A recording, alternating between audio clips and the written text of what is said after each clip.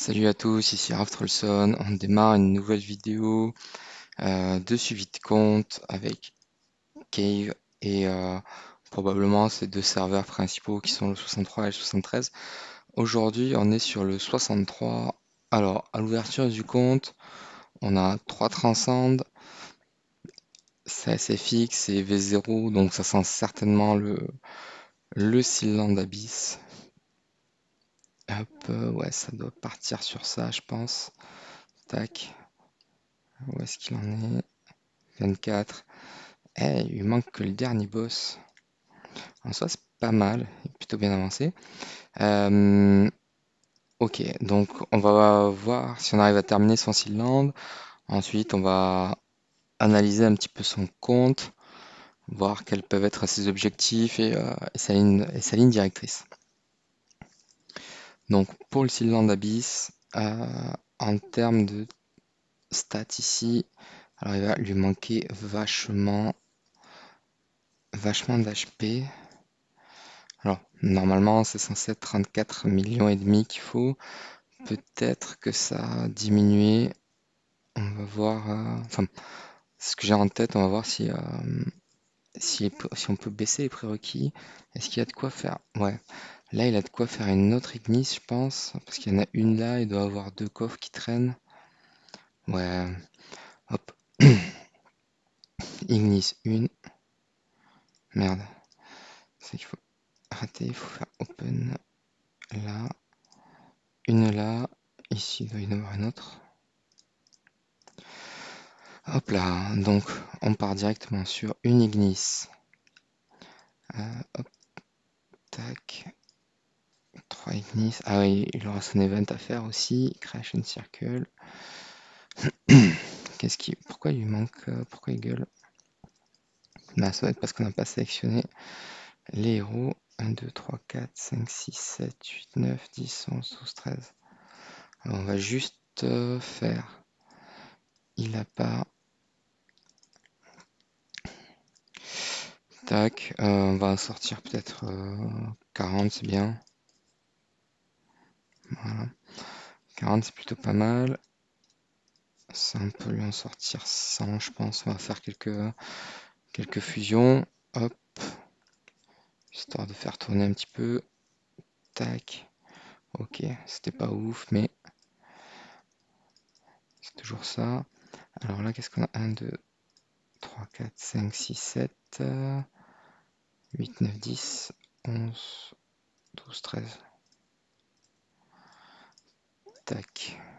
Et j'ai pas validé quel bureau? 1, 2, 3, 4, 5, 6, 7, 8, 9, 10, 11, 12, 13. Plutôt 13 comme ça. Et les deux 6 étoiles. Hop là. Tac. Donc là, on peut aller tester, voir ce qu'on a directement là-dedans. La compo classique sera ça, ça. Ah merde, quel boulet. J'ai, voilà. C'est un peu la boulette. Alors attends, si on arrive à s'en sortir comme ça, on va tenter ça. Ouais, là j'ai pas réfléchi, j'ai pas vu de. Il a fait 10 étoiles, c'est pas grave. Au pire, il pourra toujours la food. On va voir le côté positif. Donc ça n'a pas marché évidemment. Il n'a pas fait de dégâts. Hop là. Alors, putain, mais c'est pas possible. Pourquoi je me fais. J'ai pas checké les imprints. Je pense qu'il a dû mettre les bonnes imprints quand même. Crit dommage. Crit. Armor break. Non, on va mettre Holy dommage. Hop là. Alors, normalement, la SQH est censée avoir 34 millions et demi d'HP. C'était un chiffre assez précis qui avait été sorti. Ici, il a quoi en tenante? Il n'y a pas.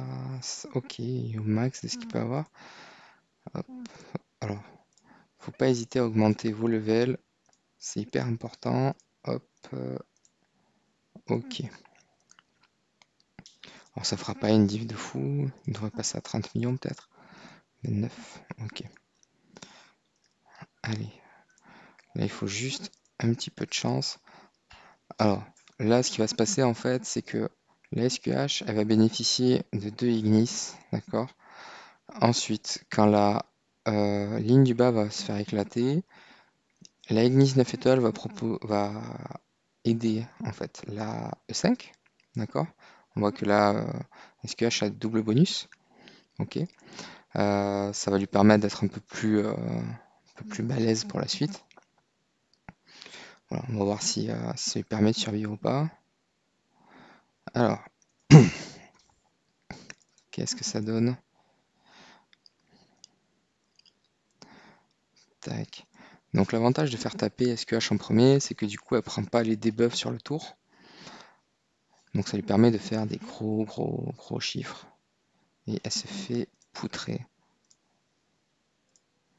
Alors c'est peut-être que c'est... Alors si on peut ajuster ça, t'as un cog, ouais. T'as HP attaque, c'est bien. T'es full attaque, ouais.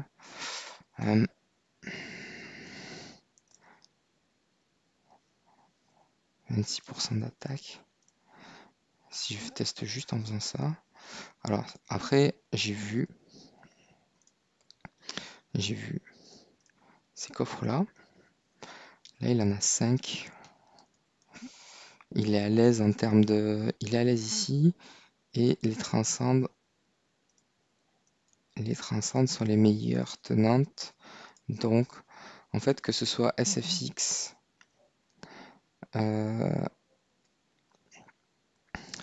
alors, que ce soit SFX ou SQH en tenante, d'accord, le slot 4 a forcément un transcende et le slot 2 aussi. Donc, étant donné qu'il va jouer derrière SFX en hormoneur,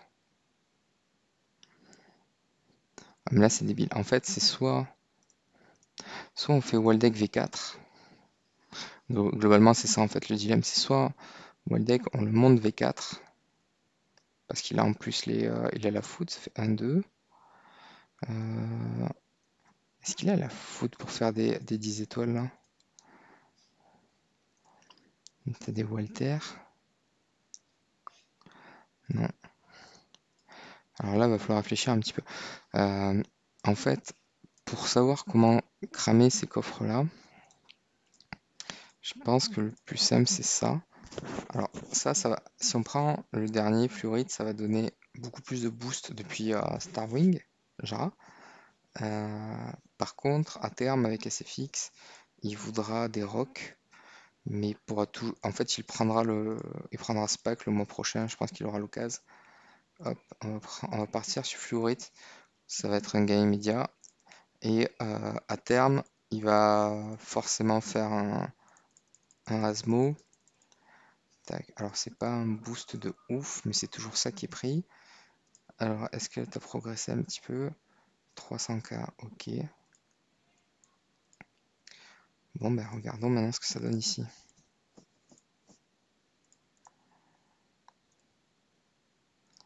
Là, ça fait aucun dégât. Ok. Là, on est arrivé à la moitié. Donc, ouais. Enfin, la moitié, voire même un tiers. Je pense que ça doit dépendre du clear de debuff. Là, le truc, c'est qu'en fait, il faut qu'elle crit sur un ulti enfin, sur un buff de Phoenix. Donc c'est assez, enfin pas difficile à avoir, mais c'est un petit peu compliqué à retrouver. Et comme il a pas comme sa SQH a pas tout à fait les stats qu'il faut, elle est un petit peu faiblarde en termes d'HP, elle prend beaucoup. Je pensais qu'elle allait se faire découper là, non ça va. Alors, ok, là la crit, faudrait pas qu'elle se reprenne des dégâts trop méchants. Là, alors, ici on est sur le bon setup. Ok, elle a fait du ménage. Malheureusement, ça n'a pas suffi. Il a manqué pas grand-chose. Après, on peut tester. Non, ça passe. Si elle se fait stun, ça passera pas.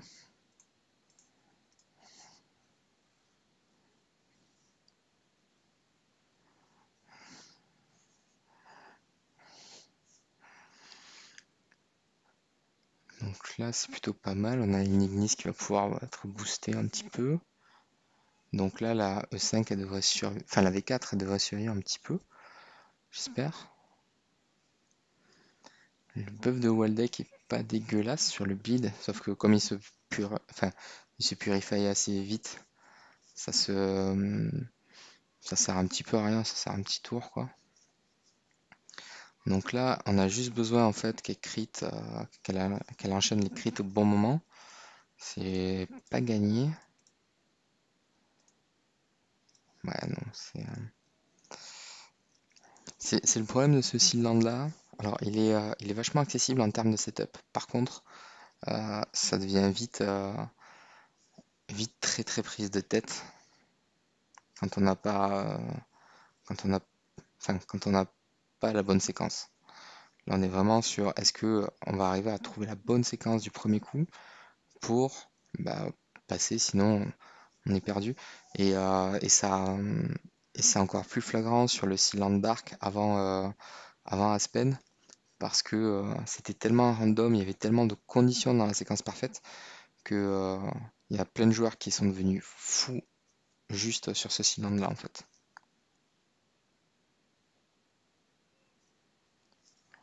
Pardon. Hop, ok. Là on est plutôt bien. Là on est bien.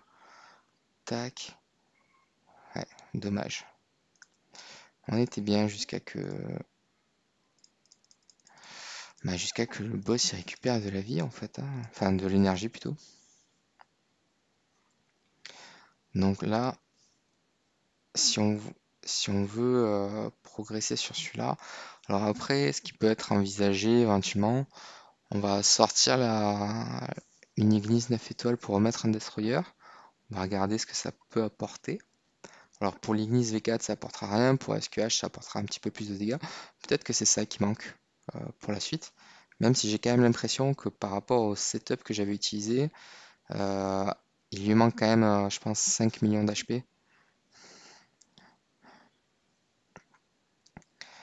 Donc on va essayer, hop, on va intervertir.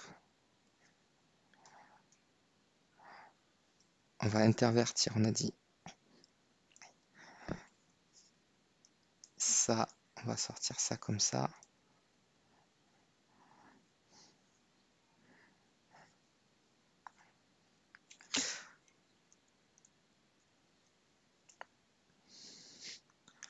Alors, qu'est-ce qu'on arrive à avoir ici?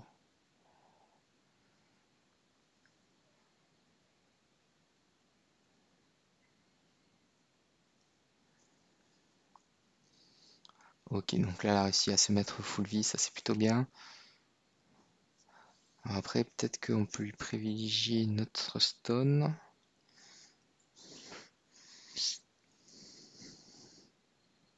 On peut essayer. Alors, je sais pas si je l'ai mis en speed crit ou speed attack. En speed attack, elle aurait plus de défense. En speed crit, elle aurait davantage de heal en fait.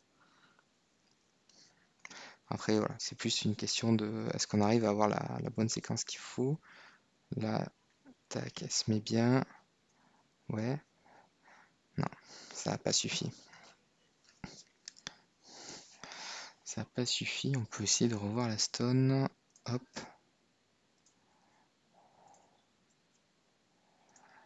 Alors, là, évidemment, pas la stone de toi. Tac, cette stone là. Alors, si on essaie le speed attack, le crit est à 40%. Crit à 40%. Ouais. On peut essayer ça pour voir si on a un peu plus de survivabilité. En gros, là, la question c'est est-ce qu'on arriverait à aller au tour 15 ou pas?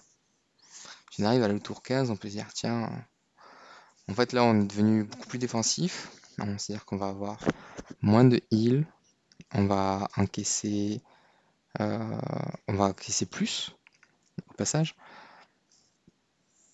Voilà. Maintenant, est-ce que c'est quelque chose qui est capable de suffire ou pas?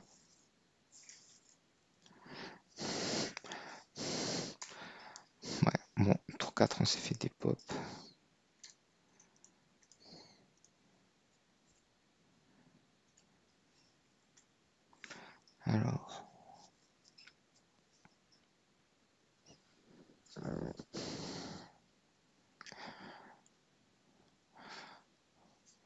Parce qu'on a un peu plus de chance maintenant. Elle a quand même pas mal de buffs d'attaque. Elle a aussi beaucoup de debuffs. Non, ça crit pas assez pour gagner ça. Je pense qu'elle va pas du tout crit. Ouais, on a des dégâts qui sont bien en dessous. 2 milliards et demi, ouais. On l'a fait quand même au bout de pas mal d'essais. Alors que normalement avec le speed crit, enfin avec le crit, du coup elle fera plus de dégâts. Elle fera plus de heal aussi. Oh, ça devait être pas mal à voir. On ne devait pas être loin. Donc là, pour son compte, une des orientations qu'il faut aussi se poser, c'est est-ce que, enfin, quel transcend il va envisager derrière, sachant qu'il a déjà les 3 principaux pour le vortex. Donc là, pour le vortex, on va plus être sur une question d'artefact. Donc est-ce qu'il va vouloir focus ces artefacts-là et qu'est-ce qu'il va pouvoir se permettre? Hop, tac, marche pas. Fait quoi un combat rapide? Non. 4 milliards, il faut faire à peu près 7. Allez, on fait 10 essais pour voir. Ça, ça c'est dommage. Ça veut dire que son setup peut le faire. Son setup peut le faire. Maintenant, voilà. J'avais déjà fait, je crois, quand je testais sur mon compte, plus de 8 milliards, alors que toutes les autres victoires étaient genre entre 6,5 et 7,5. Et malheureusement, c'était pas passé, alors que je faisais plus de dégâts. C'est même un peu la haine quand même. Mais bon, ça veut dire que son compte peut le faire. Ça, c'est déjà un point très important. Ensuite, comment il va envisager la suite après ça? Il aura besoin de définir des tenantes. Donc dans les autres vidéos que j'ai faites, la conclusion par rapport à Aspen, c'est qu'il ne va pas chambouler l'ordre.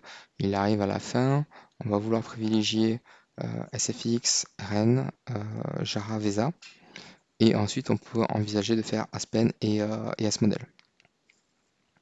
Donc ça, c'est déjà un point important, c'est-à-dire que là, le prochain qui va vouloir craft, ben, c'est Vesa. Alors après, on est à la sortie d'Asmodel, d'accord, c'est sorti hier. On n'a pas encore tous les retours, c'est normal. Maintenant, il n'a pas chamboulé la méta, il n'y a pas de mécanique qui soit vraiment game breaking. Donc là, on va plus s'orienter sur une Vesa en prochain transcend et on va faire la liste des artefacts qui va lui manquer pour la suite.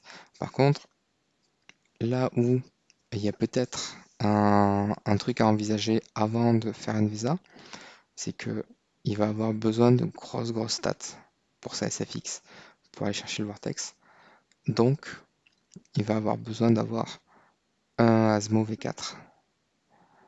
Ça, c'est entre guillemets obligatoire. Il va falloir réfléchir à ça. Alors, si on met ça pour voir. Donc, on va s'orienter à un moment donné sur un Asmo V4, ça c'est sûr. Donc, il pourrait, je pense, le plus judicieux, ça serait de faire un petit. Donc, Asmo V4, une fois que le vortex est clear, basculer Asmo sur Vesa ou sur Aspen, si jamais il y a eu un plot twist ou quelque chose. Voilà, ça me semble plutôt pas mal comme approche. Alors là, qu'est-ce qu'on a?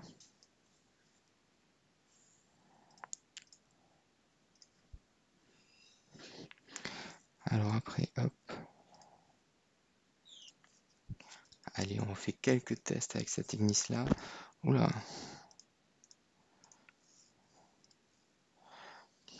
Ouais, on arrive quand même à faire des gros scores.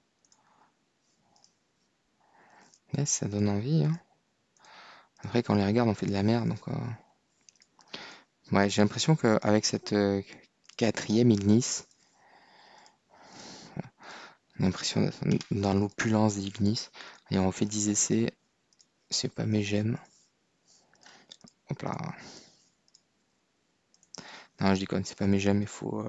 Ça sert à rien de. Alors, techniquement, euh, il pourrait, euh, il pourrait claquer toutes ses gemmes dans des essais. Il a la certitude de s'approcher du résultat. Enfin, on a fait 6 milliards, on a fait 7 milliards. Euh, Après, est-ce que c'est intelligent? Pour le coup, alors c'est pas que je suis pas sûr que ce soit très intelligent de faire ça, mais euh, la question c'est faut arriver à être raisonnable. Hop, ouais, il est globalement à la moitié. Ouais, il était plus proche de la fin. Allez, hop, les 10 derniers. Et après, généralement, on se fait troll. 6 milliards. Ok. Alors là où c'est un détail quand même, c'est cette enable là. Voilà, on prend 15 dégâts en moins, mais là, on va augmenter 12, enfin, on va mettre des dégâts au début 12% plus. Enfin, 12% de dégâts en plus sur les cibles qui ont plus d'HP. Donc ça semble quand même. Enfin, après voilà, c'est un curseur qu'on déplace. En gros, on va, on va, les dégâts critiques qu'on va prendre nous feront mal. Par contre, on va faire moins de dégâts ou on fait plus de dégâts, mais on prend plus de crit. Bon, c'est un petit peu. C'est un petit peu comme jeter des dés. Est-ce qu'on va arriver à faire plein crit, à être full vie? Est-ce que les autres ils vont finalement ne pas crit? C'est un petit peu ça le problème de ce Sealand. Après, j'ai vu passer des tout petits chiffres. Là, hop. Ouais, ça va. Ah non, ça va. Je pensais qu'elle allait se faire découper. Non, ça va. Tac. Ouais, il y a un moment en fait où quand quand le debuff d'armor est trop puissant, même s'il y a une réduction de dégâts, elle prend quand même cher. Alors je comprends le fait qu'il ait voulu mettre. Alors en fait, ce qu'il peut envisager, mine de rien, c'est de dire ici, là en fait, on a un pourcentage sur les crit damage, d'accord, qui est à 63. On peut le dégager ça, ce crit damage là, et faire une damage réduction ici, voir si on survit plus. Parce qu'en fait, alors augmenter le crit damage c'est bien, d'accord, c'est un facteur sur un facteur, donc c'est pas non plus la mongolitude, mais parce qu'en gros, je crois que les crit damage ça fait fois 1,5 ou un truc comme ça, les, euh, les dégâts normaux. Euh, L'auto de crit, en fait là ce qui est important c'est qu'on arrive à crit, on va faire plus de dégâts. Euh, Idéalement, alors ce plus de dégâts qu'on va mettre, c'est ça qui est assez subtil dans ce setup là, c'est que donc on a plein de curseurs, on joue avec plein de variables. Euh, Là, avec le damage réduction, j'ai quand même l'impression, pour l'instant, que Queen s'est pas trop rapproché de la zone dangereuse où elle peut se faire OS. Il y a beaucoup de. On dirait qu'il y a peu de, de dégâts qui ont l'air menaçants. Là, il y a des moins 1 qui passent. Donc ça, c'est intéressant. Là, Ignis, elle la remet quasiment full vie. Donc là, c'est cet actif. Cet actif-là, d'habitude, il one-shot Queen. Donc maintenant, on va voir ce que ça donne sans Ignis. Tac. Ok. Là, on était plutôt pas mal. D'accord? C'est-à-dire que à un ou deux crits près, ça passe. C'est-à-dire que si on avait tué, si on avait tué le gazier, enfin un minion par exemple, un tour plus tôt, si on avait, donc c'est là qu'on se dit tiens, peut-être qu'avec ça, au lieu de chercher, en fait la queen elle survit bien, d'accord? Elle survit bien, donc là on va peut-être se dire tiens, en faisant des essais avec les gemmes des caves, parce que c'est quand même drôle. Hop, on fait juste des essais comme ça. voir si on arrive à refaire à retaquiner en fait le. Voilà, là on a des dégâts qui sont assez élevés. Hop. Et j'ai envie de dire qu'ils ont l'air même plutôt constants. Ouais, là on a des dégâts qui sont relativement constants dans le fait qu'ils soient hauts. D'accord. Donc sur son setup, il manque pas grand chose, j'ai envie de dire. Maintenant, un petit peu de chance un petit peu de chance, des choses qui s'alignent. Hop, hop. Donc voilà, c'est aussi ça la différence, c'est que un enable, surtout à ce niveau-là, change toute la physionomie du fight. Donc là, Queen prend beaucoup moins de dégâts. Ça change pas son taux de crit, donc son taux de heal back, d'accord. Donc ça c'est méga intéressant. Après voilà, est-ce que Ignis au fond va se faire éclater ou pas? Est-ce que elle va faire suffisamment de crit pour tuer 2-3 minions au bon moment? Voilà. Et donc c'est là que en fait une fois qu'on a trouvé le setup, il y a un choix à faire. Est-ce qu'on va jeter toutes ces gemmes dans la bataille ou pas? Là, je pense que alors à arriver à un certain montant, ça peut être enfin, il y a des montants de gemmes qui sont prohibitifs. Ouais, là, on voit que en fait, elle survit très bien. Ignis, elle arrive très loin, d'accord? Là, il faut juste qu'elle fasse un très bon crit. Là, ça n'a pas crit, donc c'est problématique. Là, il faut qu'elle refasse un crit, absolument. Ok, elle a bien un crit. Donc là, il y en a deux qui sont à deux doigts du décès. Voilà. Là, ok, là, c'est ça qu'on veut. On veut un actif sur Phoenix. Là, ça fait des dégâts. Maintenant, je suis pas sûr que. Voilà. Là, il manquait beaucoup en fait à faire au boss. Euh, mais on y est en fait. Là, c'est le setup qui devrait lui permettre de gagner. Après, voilà, on n'a rien de sûr. C'est pas, c'est pas aussi fluide que les setups dark sous le niveau 20. Hop, on se rapproche. Allez, on spam ces 10 là et après on parle de son compte parce que c'est ça qui nous intéresse par rapport à l'event et un petit peu sur l'event. Alors hop, tac, 5 milliards, 0, 3,5, ouais. Donc après on peut peut-être viser 8. Allez, visons 8 milliards, comme ça on sera tranquille. Hop, non, c'est pas passé. Kev, faut voir si t'as la chance avec l'homme des cartes. Toujours pas. Je suis sûr qu'en plus avec sa chance, il va me dire, moi j'ai remis 30 gemmes sur ton setup et j'ai gagné. Bon, c'est Kev en même temps, ça serait pas déconnant. Donc, Kev, comment son compte peut interagir avec cet event-là? Donc déjà, il y a 300 orbes à faire et allumer un Aspen. Parce que, alors, il a déjà, c'est ici qu'on le voit, il a pris un petit pack, donc ça veut dire que il prendra un coffre artefact au choix, ça c'est sûr.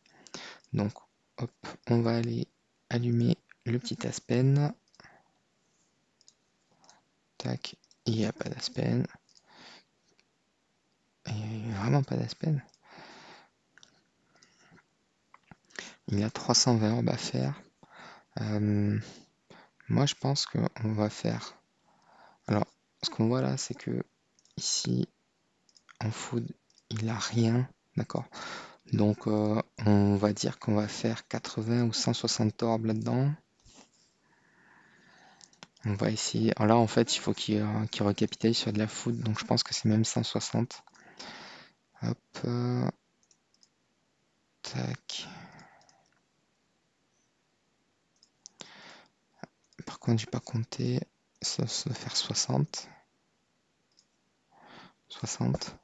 Donc il y a à 382, on s'arrête là. Ça aura fait 2 tours.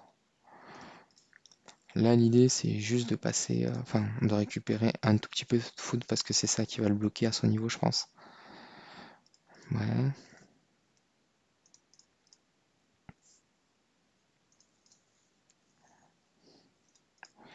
Tac. Ok. Et comme il va certainement build une VESA, on va faire 80 en forêt. Donc on va s'arrêter à 300. Ouais, il y a quelques 5 étoiles qui tombent. Il y avait un double rosa qui est plutôt pas mal. Hop. Ok, une Gloria, un Demon Hunter, ça c'est cool. Ça c'est un bon pool.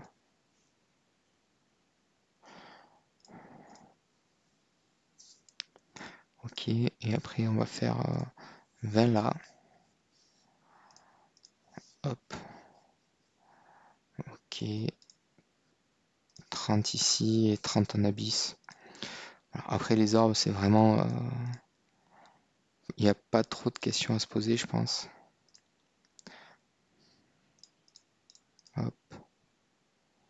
Ouais, là, on a fini 320 orbes. Tac, tac. Une Natacha. En soi, c'est plutôt pas mal. Hop là. Là, on va ouvrir... Oh, oh, oh, oh. Un coffre. Alors, la question, c'est ici, t'as quoi? Là, tu vas jusqu'à Tussi. Et là, tu vas jusqu'à Andrea. Donc, on va ouvrir celui-là. Hein. On va ouvrir celui-là pour... Attends, à moins que le Andrea, il ait mis... Non, Morax, ouais, donc ça, c'est un vieux. Donc là, on prend un Aspen. Tac. Là, on prend... On vérifie, mais... Fiona... Ouais, Andrea est sorti après. Hop là. Donc là, on a deux double Aspen. On va pouvoir craft... Soit Aspen 10 étoiles. Touk, touk. Ça, c'est bon. Important pour ça, même si vous l'utilisez pas, cet Aspen, ça vous fait un 10 étoiles en attente, c'est pas grave. Mais c'est hyper important de le faire. Au pire, vous pourrez toujours le régresse. Hop là, tac, ça lui fait gagner même des choses. Et donc ici, il se retrouve avec 160 et on pique cet artefact là. Il aurait pu piquer un coffre, mais c'est peut-être pas intéressant. Alors, qu'est-ce qu'on va avoir de beau là-dedans? De la food, de la food, de la food, de la food, de la food et encore de la food. Ok, donc là, mis à part t'as fait sur un Waldeck V4 en attendant mieux. Il va pas avoir grand chose. Là, le setup est bon pour aller chercher un petit peu de. Enfin, pour aller chercher son cylindre ombre. Son prochain héros transcendé, ça va être une VESA. Alors, non. Pour le PVP, ça sera une VESA. Pour le PVE, c'est-à-dire pour aller chercher le Vortex, ça sera un As modèle. D'accord? Pour que justement il puisse avancer dans cette partie-là. Alors, hop, comptant les artefacts. Alors, pour compter les artefacts, il y a une super méthode. Hop, hop. Donc, il a 8 Demon Bell. Il n'y a pas d'héroïque. Hop. Il a 2 artefacts ici. Je pense qu'il va prendre. Hop. 1500. Donc, il va choper le Rui à cette campagne. Donc, il a plus 3 artefacts. Là, il y a quoi? Alors, il y a des Demon Bell, ouais. Ok. Donc là, avec ses plumes, ça fait combien? 510 plumes. Donc là, il peut aller chercher un Royi, déjà. Et il va être à court de... comment ça s'appelle? Il va être à court de Demon Bell et ça va être ça qu'il va lui falloir focus pour la suite. Allez, il a gagné quelques gemmes, on fait des essais pour voir. On en refait 10 quand même, pour la gloire. Donc, hop. Après, est-ce qu'on pourrait passer son... Ah, en soi, on pourrait up son Waldeck E1, E2, enfin intermédiaire. Ça rajouterait pas énorme de stats à SFX, mais pourquoi pas. Quoique, attends. Il est 250. Est-ce qu'il y a des Waldeck? Non. Il n'y a pas de Waldeck. Il n'y a pas de Waldeck. Ça, je sais qu'il veut les faire pour Noël. C'est un choix. Les garder, c'est toujours. Alors, c'est pas que c'est problématique de les garder, mais c'est que ça vous ralentit dans votre progression, parce que c'est des ressources que vous n'avez pas à l'instant T. D'accord? Hop, ça. Ah, ce qu'on peut tenter par contre. Là, il y a du maim, là, il y a de l'attaque. Ah, est-ce qu'on n'irait pas chercher ce 2% de PV pouvoir? Ah, je sais pas si c'est gâché, mais je pense que c'est important de tester ça. Parce que là, en fait, on capitalise un peu plus d'HP. Ok, pas énorme, mais un petit peu quand même. Et 2%, ça pourrait nous permettre, je pense, à combien il passe? Quasiment 30. Ouais, ça doit pouvoir commencer à faire des trucs. Alors, ok, 4 milliards. Toujours 4 milliards. 2 milliards. Allez, les derniers, on les regarde quand même. Donc là, en fait, peut-être qu'il y a une variable intéressante à ajuster avec ces protos. Euh, Par exemple, le light pourrait devenir le forêt, parce que c'est un simple pourcentage de dégâts en plus, ou même, allez, on est quand même un peu maudit sur ça. On va pas rester sur cet échec comme ça. Donc, le light pourrait devenir le forêt, ça ferait quand même vachement plus de vie. Mais c'est pas possible. Pas possible de se faire stun. Voilà, on écoule la malchance, ok. Allez. Donc là, voilà. Si en fait, ce qui manque un petit peu à sa SQH, c'est un peu de la vie. Voilà. Après, c'est difficile à quantifier. Est-ce que c'est 1, 2, 3, 4 millions? Les premiers chiffres des cylindres faisaient état de 34 millions et demi. C'est un fait. Voilà. Maintenant, est-ce que c'est toujours le cas? Est-ce que c'est un petit peu moins? Alors, il y a des personnes qui, je pense, l'ont passé avec moins de 30 millions. Après, c'est toujours pareil. Est-ce que c'est une chance sur 10, 15, 20, 30 000? Est-ce que parce qu'il faut qu'il n'y ait absolument aucun crit, il faut qu'elle ait tous les crits qui s'enchaînent pour rester full life? Voilà, on est plus sur ce genre de paramètres. Avoir de la vie, ça va diminuer l'incertitude en fait du résultat. C'est un petit peu ça, c'est un petit peu ça qu'on essaye de caler avec les curseurs, c'est-à-dire que c'est comme si vous avez une bille qui descend, bah, si vous arrivez à la guider un petit peu, ça va vous permettre de savoir où est-ce qu'elle va arriver. Là, elle n'a pas crit, mais elle prend pas de dégâts sur les actifs du boss, donc ça c'est bien. Les seuls dégâts qu'elle prend, c'est quand il y a vraiment un gros debuff d'armor.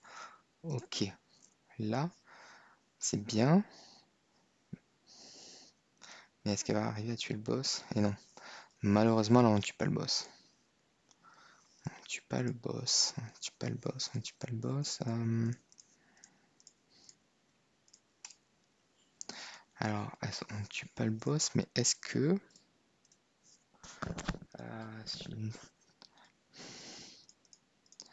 ça n'a pas un truc à ajuster? En fait, alors, je crois que je sais. Vu qu'elle va gagner un contrôle immune. Et là, on a dit des buffs, on a ça. Bah non. On pourrait essayer de jouer avec ça, mais de toute façon, ça va pas lui rapporter énorme. Ah, c'est contrariant ce cylindre. Contrariant est très très addictif. Et je pense que j'arriverai pas à le passer ce soir. Il va lui manquer encore un petit peu de grind sur l'arche.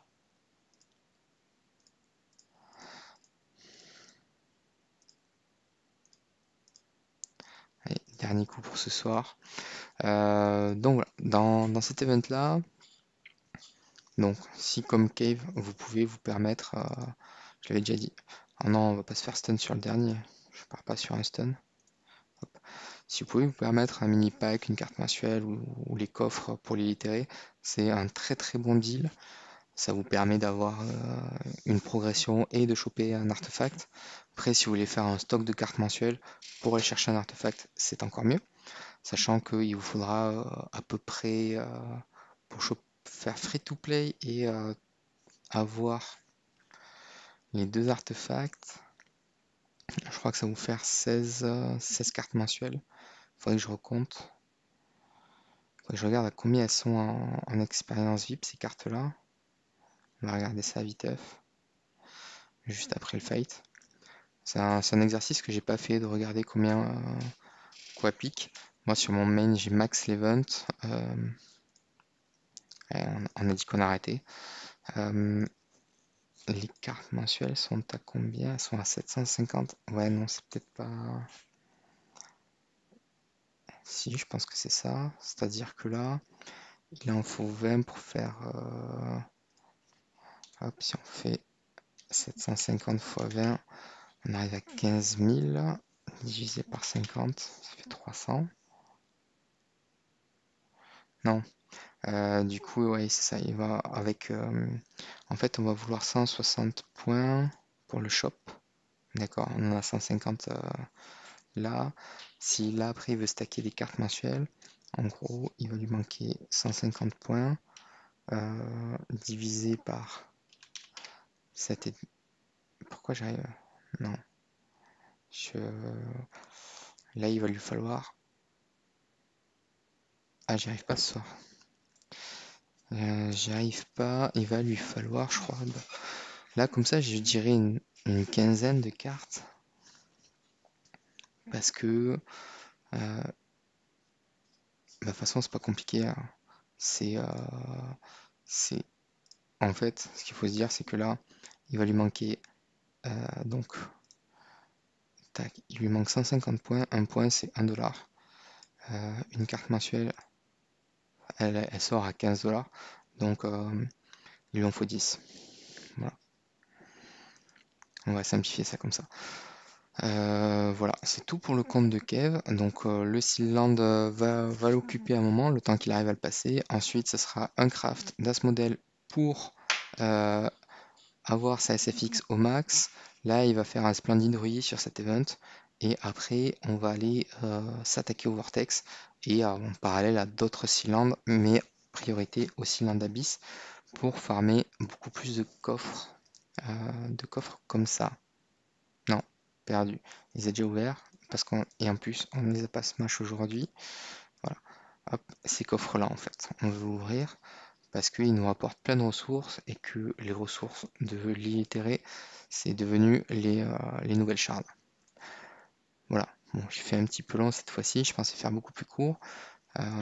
N'hésitez pas si vous avez des questions sur le futur de son compte, on pourra toujours en discuter dans les commentaires ou sur Discord. A bientôt, salut!